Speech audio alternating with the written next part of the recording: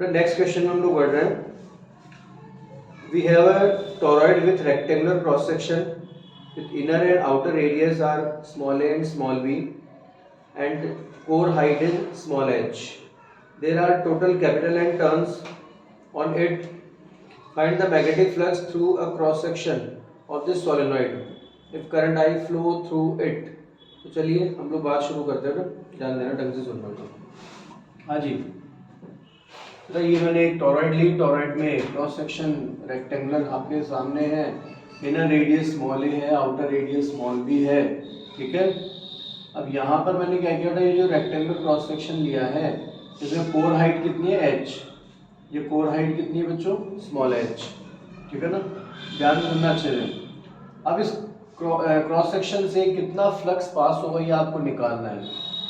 तो सबसे पहले हम लोगों ने क्या किया था, सबसे पहले हम लोगों ने इस क्रॉस सेक्शन में एक एलिमेंटल पार्ट लिया. ये जो एलिमेंटल पार्ट हम लोगों ने लिया है बेटा, इस एलिमेंटल पार्ट की विड्थ कितनी है, सपोज dx. हाइट तो h ही रहेगी और सेंटर से, ज्योमेट्रिकल सेंटर से भी डिस्टेंस मैंने क्या ले ली, x. क्या ले ली बच्चों, x. कोई दिक्कत नहीं, ध्यान से सुनना, अच्छे से समझना बेटा. मैंने यहाँ पर इस क्रॉस सेक्शन में एक एलिमेंटल पार्ट लिया है. इसकी थिकनेस है dx, हाइट है h और सेंटर से डिस्टेंस कितना है बेटा, x. ओके. तो इस कोर में मैग्नेटिक फील्ड कितना होगा, ध्यान देना बेटा. ये जो कोर पार्ट है इसमें मैग्नेटिक फील्ड कितना होगा, मैग्नेटिक फील्ड या मैग्नेटिक इंडक्शन इनसाइड कोर. तो कोर में बेटा मैग्नेटिक फील्ड कितना है, म्यू नॉट स्मॉल एन आई. ये होगा ना टॉरॉइड. जो टॉरॉइड है उसके अंदर मैग्नेटिक फील्ड का फॉर्मूला आप जानते हैं, म्यू नॉट स्मॉल एन आई. ठीक है. स्मॉल एन क्या होता है, number of turns per unit length. तो हमें गिवन है टोटल टर्न्स कितने, n, circumference 2 pi x i. क्या आप लोग ऐसा कर सकते हैं, यस और नो. मुझे इस एलिमेंटल पार्ट की बात करनी है, तो एलिमेंटल पार्ट की डिस्टेंस क्या है, x. तो सर्कमफेरेंस 2 पाई x. कोई दिक्कत, रोटेशन स्मॉल n क्या है, number of turns per unit length. तो टोटल टर्न्स n और टोटल लेंथ 2 पाई x.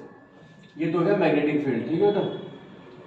अब जो एलिमेंटल पार्ट है इसका फ्लक्स ले हम लोग, ध्यान देना बेटा अच्छे से. Magnetic flux of small area. तो स्मॉल एरिया एलिमेंट है, इसका मैग्नेटिक फ्लक्स चाहिए बेटा. तो देखिए स्मॉल अमाउंट ऑफ फ्लक्स, तो यहाँ एग्जिस्ट मैग्नेटिक फील्ड हमारे पास है और एक स्मॉल एलिमेंटल पार्ट जो तुमने लिया इसका एरिया कितना हो जाएगा, h into D x. Yes और नो.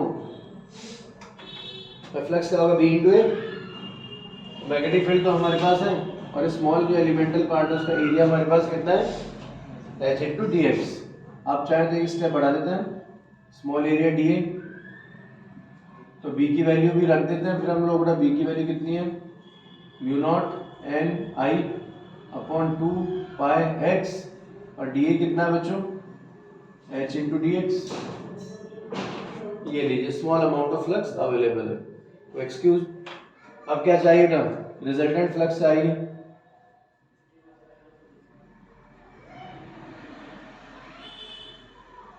तो रिजल्टेंट मैग्नेटिक फ्लक्स कितना हो जाएगा ना, इंटीग्रेट कर दें स्मॉल फ्लक्स को, यस और नो.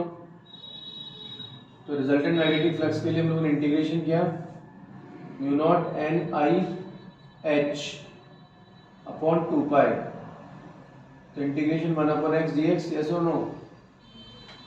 मैं कांस्टेंट टर्म को बाहर कर दी d5 में से, mu naught N I H constant है, 2 पाई कांस्टेंट है, 1 upon x D x. Yes और no. And x varies from small a to small b. x के सेंटर से डिस्टेंस है एलिमेंटल पार्ट की, मिनिमम क्या हो सकती है a और मैक्सिमम क्या हो सकती है b. यस और no. Mu naught N I H upon 2 पाई, then log of x with base c. Yes or no. 1 upon x is the log of x. Yeah. Lower limit, upper limit. mu naught NIH upon 2 pi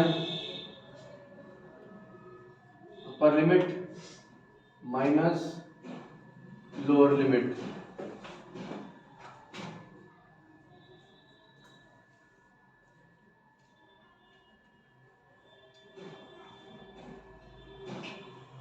And log B upon A.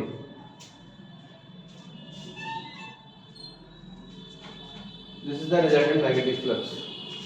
Okay. And excuse, तो दिक्कत नहीं था.